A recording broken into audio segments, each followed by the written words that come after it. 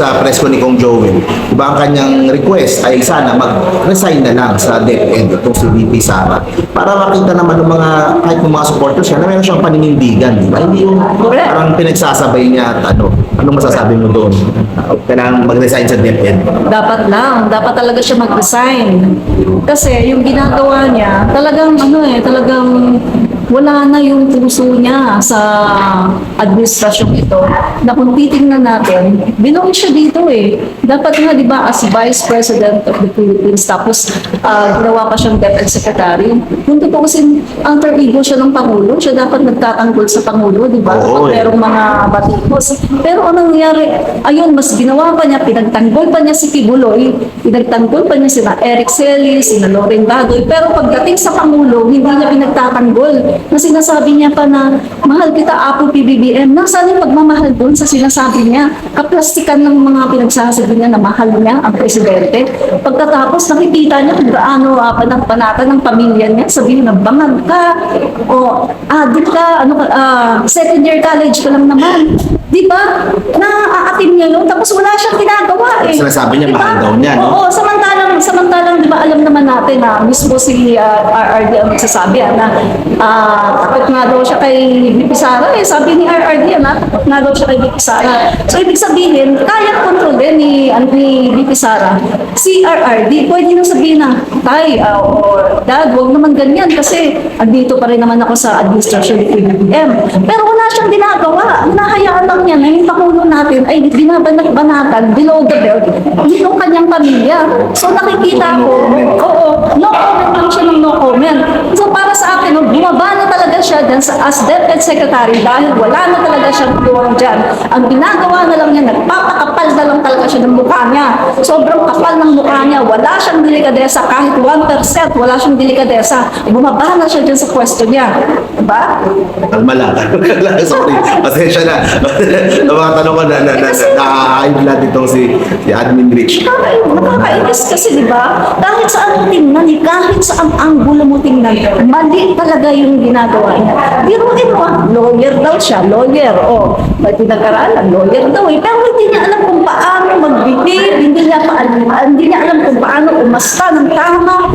Hindi niya alam, wala ba siyang pinag-aralan na yung GMRC, Good Manners and Right Conduct? Hindi ba niya alam kung paano umasta bilang isang DepEd Secretary, Vice Presidente, kahit huwag na lang yung pagka-Vice Presidente, yung pagiging DepEd Secretary na lang niya. Anong ituturo niyang maganda sa mga kabataan niyan kung ganyan siya umasta? Nakita na naman pumupunta sa rally kung saan nagpapabagsak ng boss niya.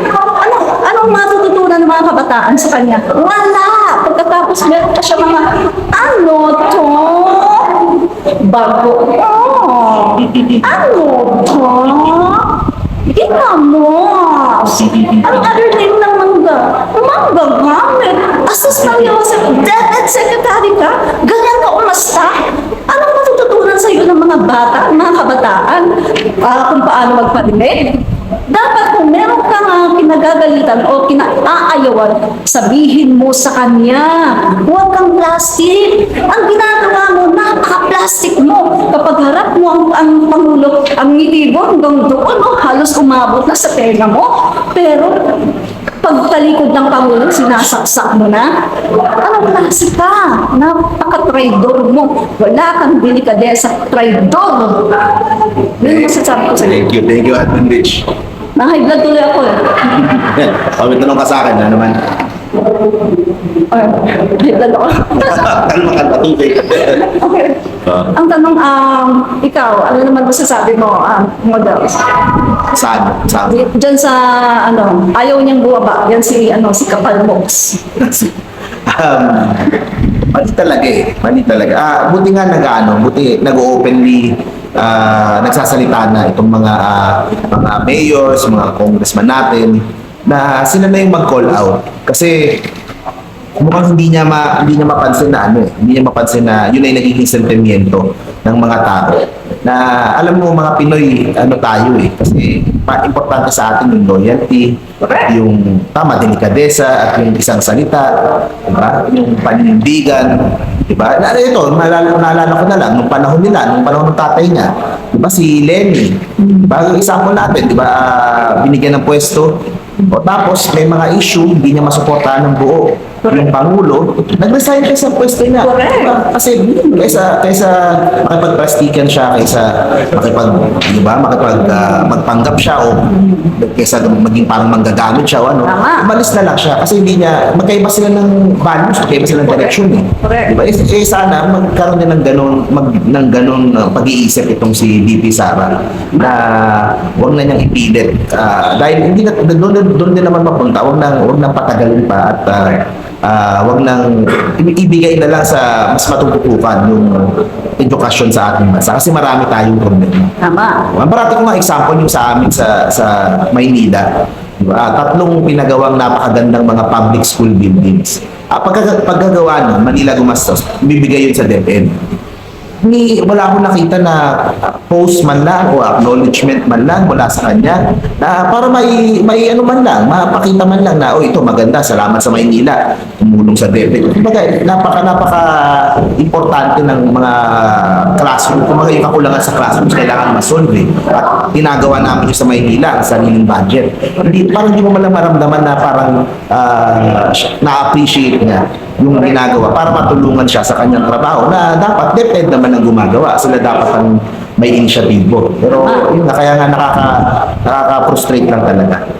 Yung nga pala, may dagdag ako, no? Kasi di ba, nagpalabas siya ng statement niya, no? Hindi ko pa masyadong napanood, pero hindi ko masyadong natapos. Pero parang alam ko na, no? Alam ko na yung gusto niyang ipaalam sa mga tao. Alam ko na yung punto niya na parang minamaliit niya ang First Lady. Na parang ang nagyayabang siya na, ay ako, 32 million ang aking mandate. Ang First Lady, ay hindi naman siya hinalal. Parang gano'n yung ano niya yung punto niya. Alam mo yung ginagawa niya, parang nilalait niya ang First Lady natin. Pero hindi niya alam na lumabas dito ang tunay ng ugali. Alam mo kung bakit? Hindi lang ang First Lady ang nilait niya. Lahat ng First Lady ng Pilipinas. Kasi ganun pala kaliit ang tingin niya sa pagiging First Lady. So ibig sabihin, andyan din na sila, First Lady FL Imelda Marcos, etc. Lahat ng mga First Lady ng bansa. So ganun lang pala yun. Hindi niya alam. Ang First Lady, other half yan ng Pangulo. Kahit sabihin natin na wala siyang mandato, no? Wala talaga siyang mandato dahil hindi siya binoto. Pero the fact na First Lady of the Philippines siya, yan ay asawa ng ating Pangulo. At nakita mo naman, di ba? Tayo, Filipino family, palibhasa kasi, no? Palibhasa. Sa kanilang pamilya, wala sa kanilang halaga yung mga other half nila. Parang, nagiging personalan na tuloy. Pero sa side ko lang to, kasi hindi maganda yung sinasabi niya, na parang minamaliit ng First Lady. Palibhasa kasi sa kanila, yung mga asawa nila, hindi nila binibigyan ng halaga, na parang minawalang kiyalang nila yung kanilang mga asawa. Kaya masasabi ko dito, no? Hindi lang siya First Lady. Siya ay Pangulo, siya ay asawa ng Pangulo ng Pilipinas. Kaya huwag mong maliitin, ina siya ng tahanan. At kung makikita mo, napakarami niyang ginagawa ngayon na nakakatulong sa ating bansa. Isa na doon yung love for all. Siya talaga namang maraming mga Pilipino ang nakikinabang dito, no? So, Yung sa ano, siya din ang sa Pasig River, sa Pasig Esplanade, siya din ang nagpupush doon. Kaya nga, itong si Sara, lumalabas lang ang kanyang tunay na pagkatao, no? Na talagang ganito siya, no? Napakayabang at yung pagiging maldita niya, lumalabas lang talaga ang tunay niyang pagkatao bilang isang Duterte, no? Akala niya siguro naka-plus siya, ha? Akala niya na-bem lang niya ang First Lady, pero hindi niya alam na sa mga pinagsasabi niya ay nakasama pa sa kanya yun kasi minaliit niya ang First Lady natin. No? Vladimir Rich. Sana matauhan. Kung may delikadesa, kaso mukhang wala eh. Salamat po, models. Manila. Bye!